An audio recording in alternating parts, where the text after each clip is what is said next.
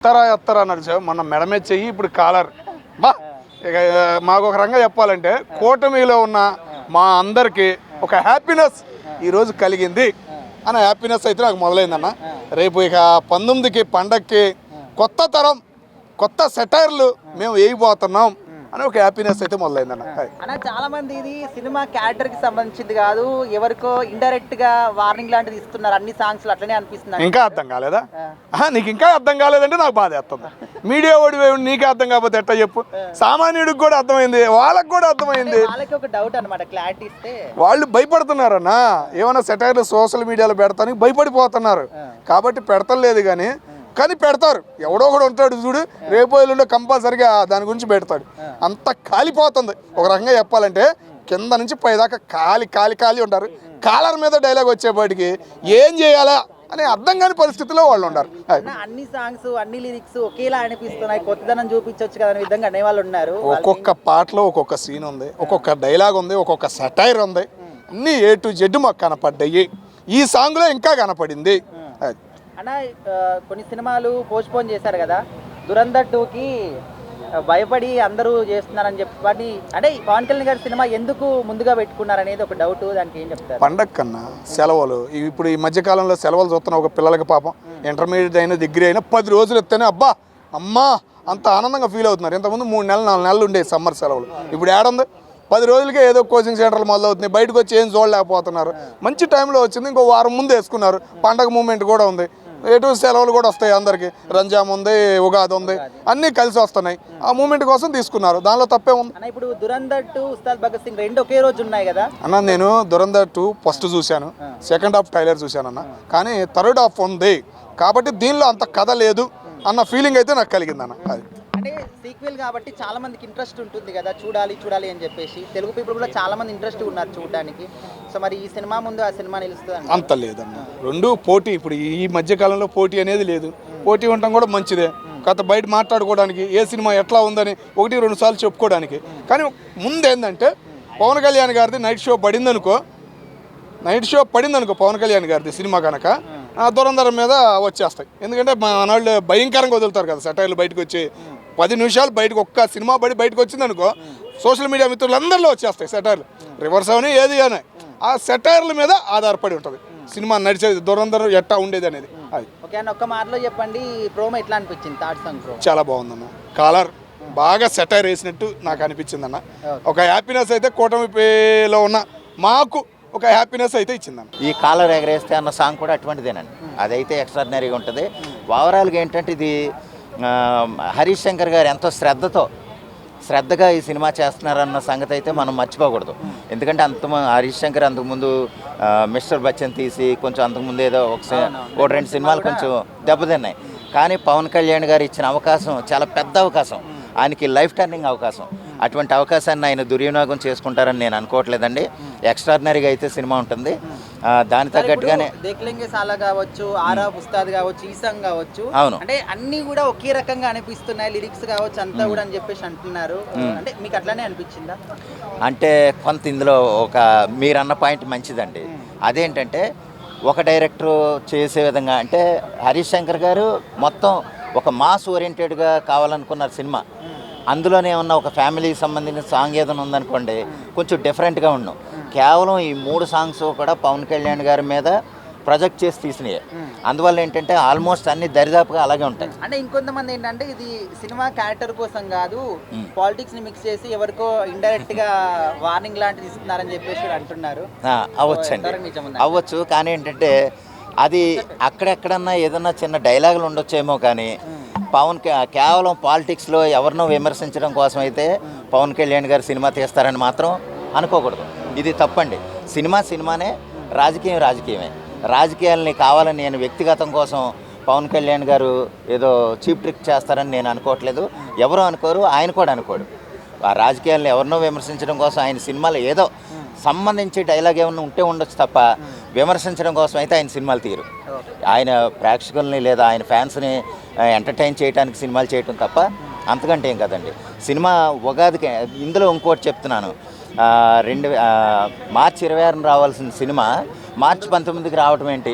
అంటే వీళ్ళు ఏదైనా ఇది చేస్తున్నారా అనేసి అంటున్నారు. పోటీగా ఉన్న సినిమాలు పోస్ట్ పోన్ చేశారని చెప్పేసి ఈ సినిమాని ప్రీ పోన్ చేశారండి. యాక్చువల్గా ఎలాగంటేనండి, మనకి టాక్సిక్ సినిమా మార్చి 19న రావాలి, అది జూన్ 4 పోయింది. అయితే టాక్సిక్ ఉండాల్సిన థియేటర్లన్నీ కూడా ఉస్తాద్ భగత్ సింగ్ అటాచ్ చేస్తున్నారు. అటాచ్ చేసినప్పుడు ఏంటంటే దురంధర్ 2నే ఉస్తాద్ భగత్ సింగే.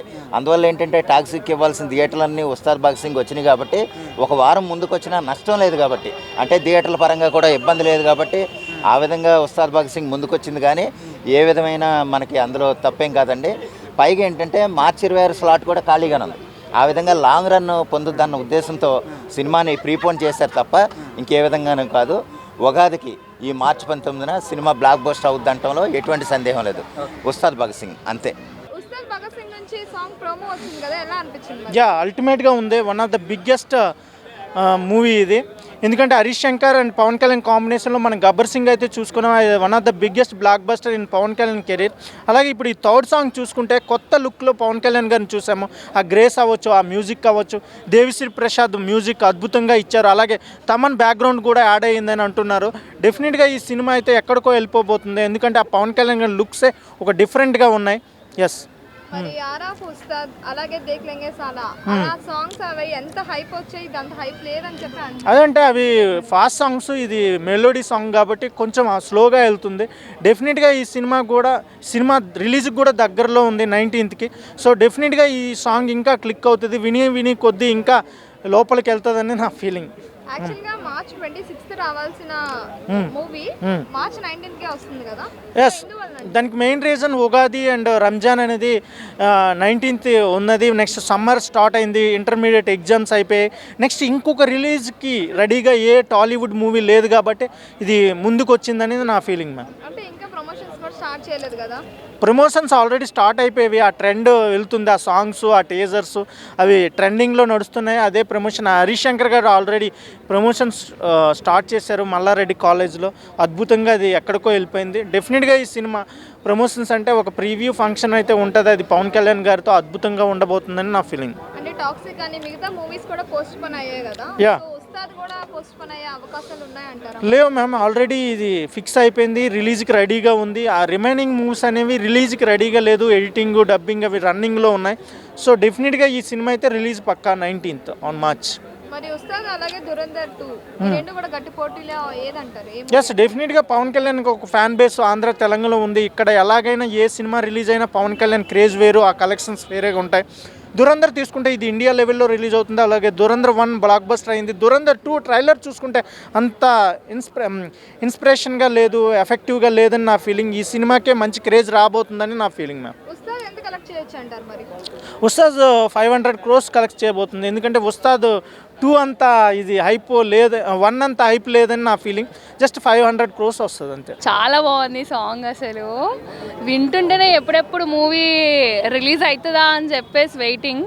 బట్ ఇంకా 10 days టైం ఉంది మూవీకి. ఇట్స్ ఓకే, 10 days కదా, సో టైం ఉంది. బట్ వెయిట్ చేస్తున్నా మూవీ కోసం. థియేటర్లో ఎలా ఉంటుంది రచ్చ? మామూలుగా ఉండదు అసలు, నెక్స్ట్ లెవెల్ ఉంటుంది. సో ఉగాదికి వస్తుంది, మంచి స్టఫ్ తెచ్చిండు. అంటే భక్షాలు ఇంట్లో వేసుకుంటాం, చేసుకోకుండా సరే ఆ మూవీ చూస్తే ఇనఫ్ తిన్నట్టు అనిపిస్తుంది. అంటే దురంధర్ మూవీ ఉంది కదా, దురంధర్ మూవీ మీద ఎక్స్పెక్టేషన్స్ అంటే చాలా తక్కువ ఉన్నాయి, ఉస్తాద్ మీద ఎక్కువ ఉంది. పాలిటిక్స్లో గెలిచినట్టు ఇప్పుడు సినిమాలో కూడా గెలుస్తారా ఉస్తాద్లో? ఎందుకు గెలవరు అనుకుంటున్నారు? ఆఫ్ కోర్స్ ఆబ్వియస్లీ గెలుస్తాడు ఇన్ సెన్స్. హిట్ అవుతుంది మూవీ మాత్రం, 100% హిట్ అవుతుంది. ఎందుకంటే సాంగ్స్ ఒకటి తర్వాత చాలా బాగున్నాయి సాంగ్స్ అసలు. అందులో నా ఫేవరెట్ సాంగ్ దేఖ్ లెంగే సాలా చూసినాం లే సానా ఆ సాంగ్ అనేది లిటరల్లీ చాలా బాగుంది. ఆ సాంగ్ కోసం అయితే మూవీ చూడాలనిపిస్తుంది నాకు. Film Nagar talk climax, pre climax, interval block, introduction పగిలిపోయింది అంటున్నారు. గబ్బర్ సింగ్ మించి ఉంది అంటున్నారు. సో ఎలా అనిపిస్తుంది? చాలా హ్యాపీగా అనిపిస్తుంది. అట్లా అనడం హ్యాపీయే కదా, బికాజ్ మూవీ హిట్ అవుతుంది అని అంటే వాళ్ళకి ఎంత ఉంటుందో అంతకు మించి ఫ్యాన్స్కి అంత ఉంటుంది. ఎందుకంటే వాళ్ళ సక్సెస్ ఎప్పుడైనా కోరుకుంటాం. సో మమ్మల్ని కూడా కొంచెం కన్సిడర్ చేసి మాకు కూడా కొన్ని సెల్ఫీలు ఇస్తే బాగుంటుంది అని చెప్పేసి నేను అనుకుంటున్నాను. మిస్టర్ బచ్చన్ రవితేజతో అట్టర్ ఫ్లాప్ అయింది. సో దాని ప్రభావం ఏమన్నా ఈ సినిమా మీద ఉంటుందా? నేను దానికే ఉంటుంది. బిర్యానీ పప్పన్నమే. దానికి దీని కంపారిజన్ ఎందుకు? ఉస్తాద్ అవే అంతే. బజ్ లేదంటున్నారు దేని మీద? ఎవరి ఒపీనియన్ వాళ్ళదండి. ఇప్పుడు నా ఒపీనియన్ మీరు అడిగారు కాబట్టి నేను షేర్ చేసా. సో అట్లా లైక్ ఎవరి ఒపీనియన్ వాళ్ళది. సో నా ఒపీనియన్ అయితే ఇది. ఉస్తాద్ అయితే రొటీన్ కంటెంట్స్ ఉంటాయి, రొటీన్ స్టైలే ఉంటుంది. మీ సినిమాలో కొత్త డిఫరెంట్ ఉంటుంది కదా. యా ఉంటుంది మా, ఎందుకు ఉండదు. ఇప్పుడు లైక్ టీజర్ చూసో, ట్రైలర్ చూసో, ఒక సాంగ్ చూసో, పోస్టర్ చూసో మూవీని జడ్జ్ చేయలేము ఎవరమైనా. So end of the day movie అనేది చూడాలి. మూవీ చూసినాకనే మనం దాని ఏమంటారు ఎలా ఉంది అనేది రివ్యూ ఇవ్వాలి కదా. సో అంటే కొన్ని పాలిటిక్స్ డైలాగ్స్ ఉన్నాయి, పాలిటిక్స్ ఆ దెబ్బతో అవతల గుండెలు అదిరిపోతాయి అంటావా? షేక్ అవ్వాలనిపిస్తుంది. ఎందుకంటే పవన్ కళ్యాణ్ మీద వరుసగా నెగిటివ్ అనేది కొంచెం స్ప్రెడ్ అయింది ఈ మధ్యకాలంలో. సో అదంతా పోవాలంటే ఉస్తాద్తో ఆన్సర్ ఇవ్వాలని చెప్పేసి నేను మనస్ఫూర్తిగా కోరుకుంటున్నాను.